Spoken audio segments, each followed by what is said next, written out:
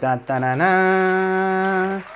Hey, my name is Sheel, and welcome. It's another year. Another year has gone by, and in 2024, I shot 18 rolls of film. Whoa. And it was a year of black and white. I did so much black and white. It was only black and white, except for 2 rolls, but we'll deal with that later. So let's go through what I shot this year, my favorites of each month. Not only did I shoot film, but I watched a lot of films, and I reviewed them on Letterboxd.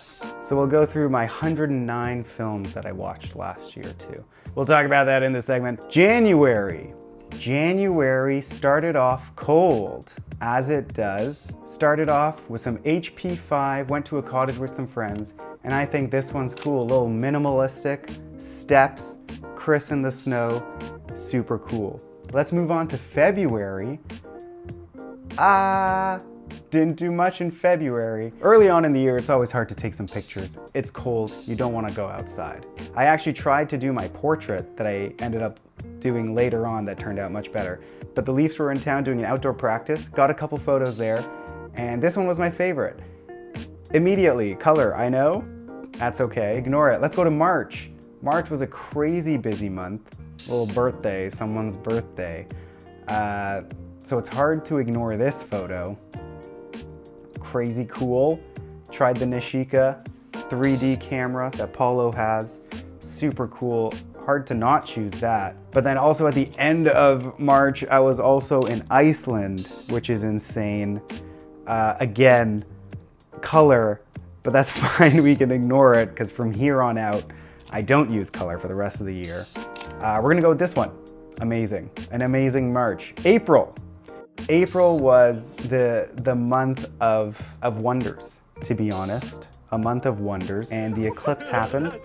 Made a great video about that, and I can't not. This is definitely a picture of the month, if not the year. So frickin' cool. May, zooming along here. This is it. This is the one we were talking about. These are the ones we were talking about. Portraits, okay. Were these in May or were these in June? Sometimes a roll of film kind of just crosses borders here. Let's see, when did it was June. Oops. Darn, May. May I was walking around the city.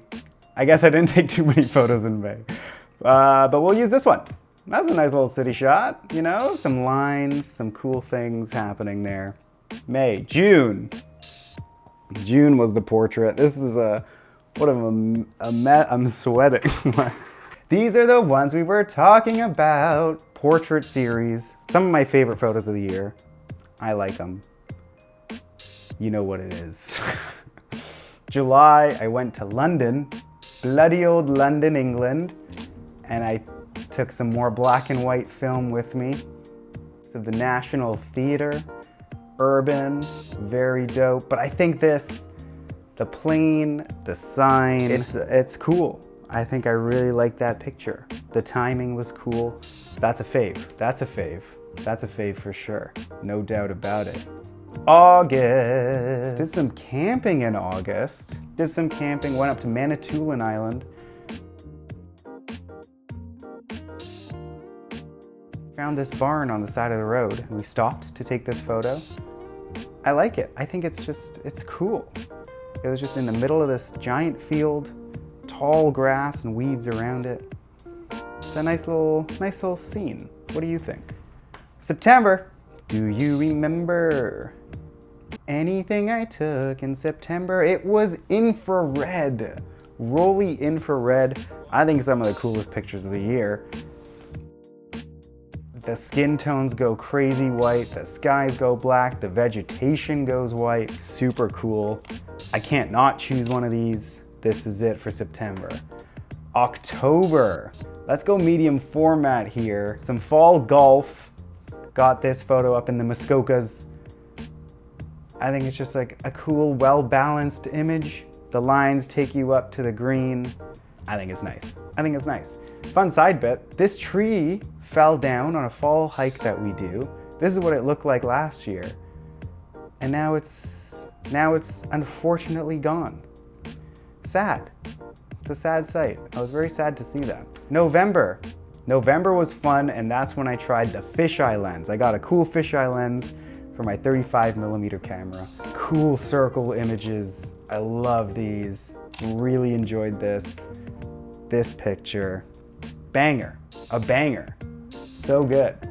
And December, I haven't shown you anything from December yet because I used this here, DynoCam. I don't think you don't know about this one yet. A whole new video is gonna come out just about DynoCam here. DynoCam is legendary. DynoCam is forever already. DynoCam gives me pictures like this.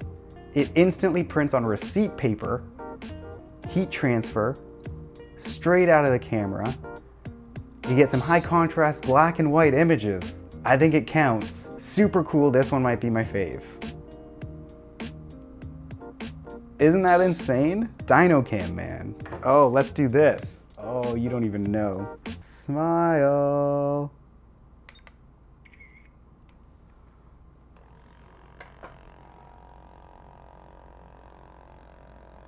I told you, man, this stuff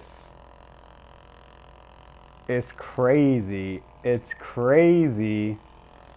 You don't even know. You didn't think. You did not think. You did not think. Segment. You just watched segment. And now it's time for the Letterboxd. Okay, this was the year. Crazy numbers on Letterboxd. For the first year that I'm on Letterboxd, I logged 109 movies. 109. I watched 109 movies. Some of them short films, some of them limited series, but 109. Crazy. Letterboxd gives you a little summary, so let's just go through that real quick. My most watched actor was Hugh Grant. Love a Hugh Grant. The highest rated films that came out this year for me were Dune, Part 2, Dead Talent Society, and Furiosa. There's the most watched week, 7 movies, the week of TIFF, crazy. I mainly watch movies on a Sunday, that's kind of fun. First watch of last year was My Big Fat Greek Wedding 3. Bad start to the year. Finished on Elf. That was the first time I watched Elf last week. That's a good movie. I can see it being a Christmas classic. Let's go to, I didn't log a single new 5-star movie, okay?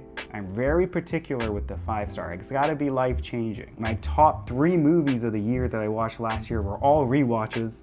Interstellar, Office Space, and La La Land. A close second, Notting Hill. A new watch, Over the Garden Wall. That's a perfect show.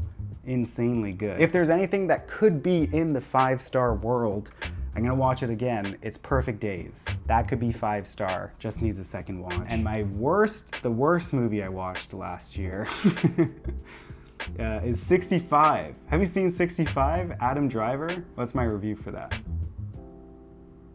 Yeah, that makes sense. It's like Jurassic Park, but not, and it's bad. It was not a good movie. It was really not good. Yeah, follow me on Letterboxd for more movies that I watched this year. Happy New Year. See you guys soon. Thank you for watching. Like and subscribe. Boy!